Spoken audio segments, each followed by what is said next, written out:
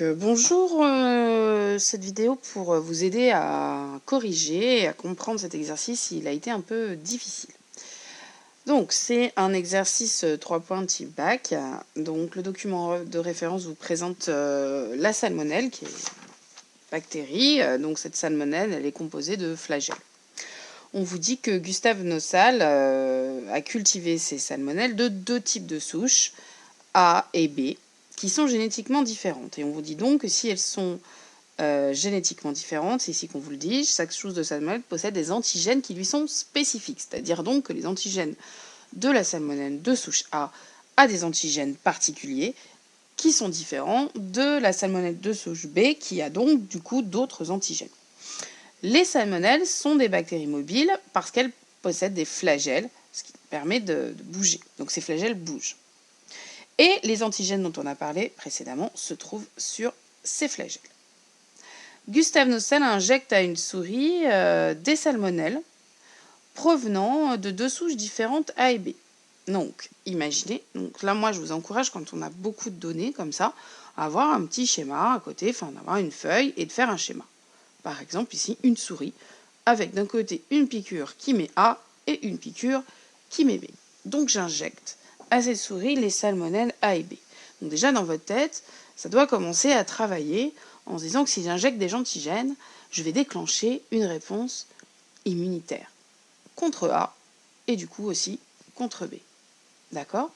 Donc quelques jours plus tard, je reprends l'énoncé, il récupère les cellules immunitaires qui sont entrées en contact avec les souches A et B. Donc il prend les cellules immunitaires qui ont travaillé, que la souris a donc fabriquées, en réponse à cette injection de A et de B.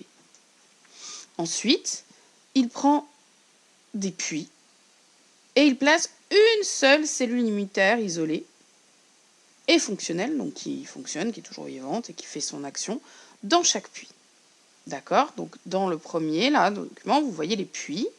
Donc étape numéro 1, Gustave Nossal ajoute ensuite 5 à 6 bactéries de la souche A seulement. Donc si je reprends, on a le puits. Ici, j'ai une seule cellule immunitaire qui provient de la cellule qui a été immunisée, c'est-à-dire à qui on a donné A et B. On fait une seule cellule au hasard dans chaque puits et on rajoute la bactérie, mais seulement de la souche A. Donc étape 2, on attend quelques heures et on remarque quoi? On observe au microscope et on remarque dans le puits B et D, d'accord, les bactéries sont immobilisées. Alors je vous rappelle qu'on a vu quoi? On a vu que les flagelles permettaient le mouvement. Donc si elles sont immobiles, c'est que ces flagelles sont bloquées.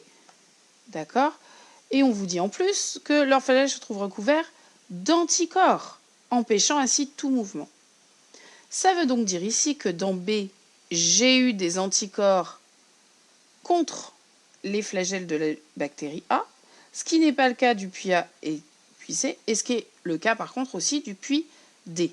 Donc ça veut dire dans B et D, j'ai des anticorps anti-souche A, puisque les bactéries, les anticorps sont fixés sur les antigènes, puisqu'on a dit tout à l'heure que les antigènes étaient sur la flagelle, sont fixés sur les flagelles de la souche A. Donc ces anticorps reconnaissent cet antigène, mais apparemment dans les puits B et C, ils n'y sont pas puisqu'il n'y a pas d'immobilisation.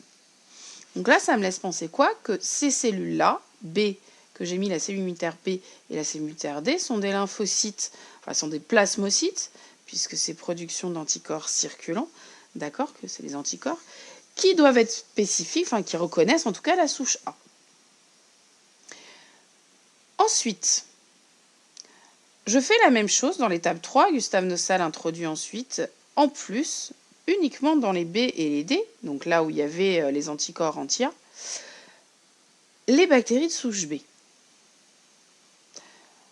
Et donc, il regarde ce qui se passe. Donc, en gros, qu'est-ce qu'il s'attend? Il s'attend à voir peut-être que les souches B aussi vont être immobilisées. Or, ce n'est pas le cas. On voit que les souches B continuent de bouger. Ça veut donc dire que les anticorps qui ont bloqué la bactérie A ne bloquent pas la bactérie B. Qu'est-ce que ça prouve? Ça prouve qu'un anticorps, il peut reconnaître qu'un seul antigène. Il peut reconnaître que les antigènes A ici et pas du tout les antigènes B. Donc c'est une expérience qui prouve le côté spécifique des anticorps. D'accord? Alors, du coup, si on regarde les questions, dans l'étape numéro 2, l'immobilité des bactéries observées dans le puits B peut s'expliquer par l'action des anticorps produites par les cellules immunitaires prélevées. Oui, un anticorps, c'est produit par qui? C'est produit par un plasmocyte, c'est pas produit par des salmonelles qui sont des bactéries, ni de A ni de B. Et dans l'expérience, on n'a jamais introduit d'anticorps, on a introduit juste les cellules immunitaires. Donc c'est la réponse A. Dans la question de l'origine et le mode d'action des anticorps étant connus, vous savez qu'ils vont se fixer sur l'antigène, on peut dire que.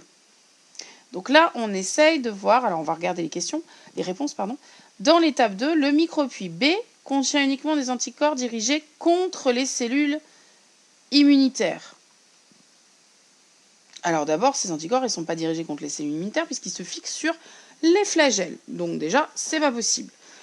2. Dans l'étape 2, le micropuits D contient uniquement des anticorps dirigés contre les salmonelles de souche B. Pourquoi c'est faux? Parce que dans cet exemple, on a mis la souche A. Donc l'anticorps, il n'est pas du tout spécifique à B. Dans l'étape 3, le micropuits B contient uniquement des anticorps dirigés contre les salmonelles de souche A. Du coup, c'est juste.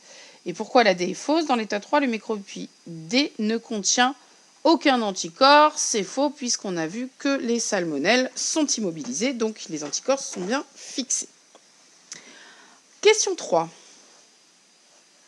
L'action spécifique des anticorps peut être montée en comparant A et A dans l'étape 2 et 3.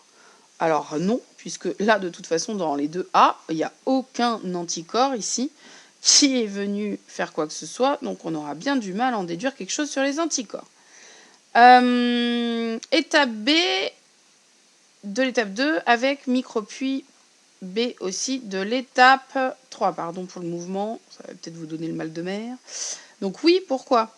Parce que ici, on voit que l'anticorps attaque les A, et quand je rajoute les bactéries B, il ne les attaque pas. Donc ça prouve bien le côté spécifique. Du coup, pourquoi est-ce que la 2 et la 3C, 3D sont fausses? Donc entre micropuits C et 2C, de toute façon, là encore, aucun anticorps ne joue de rôle. Et là, entre A et D, là, A, il n'y a rien, et D, ici, on voit, mais on ne peut pas en déduire de spécificité. D'accord? Ensuite, la 4. Les résultats des expériences permettent de déduire que les cellules prélevées par Gustave Nossal dans les ganglions lymphatiques et placées dans le puits D étaient. Ça, c'est de la connaissance. C'est-à-dire qui est-ce qui produit les anticorps circulants, ce sont les plasmocytes. Donc, ce ne sont pas macrophages, qui est une cellule de la réaction inflammatoire. Ce n'est pas un lymphocyte T cytotoxique qui ne reconnaît pas les pathogènes directement, mais les cellules infectées. Plasmocyte sécréteur d'anticorps dirigés contre le salmonelle de type A. Et là, pourquoi A et pas B? Parce qu'on voit qu'il reconnaît les bactéries de souche A et pas les souches B. Donc, c'est bien des plasmocytes spécifiques à la salmonelle de type A. Voilà, j'espère que cette correction vous aura aidé. N'hésitez pas à m'envoyer une question si nécessaire. À bientôt.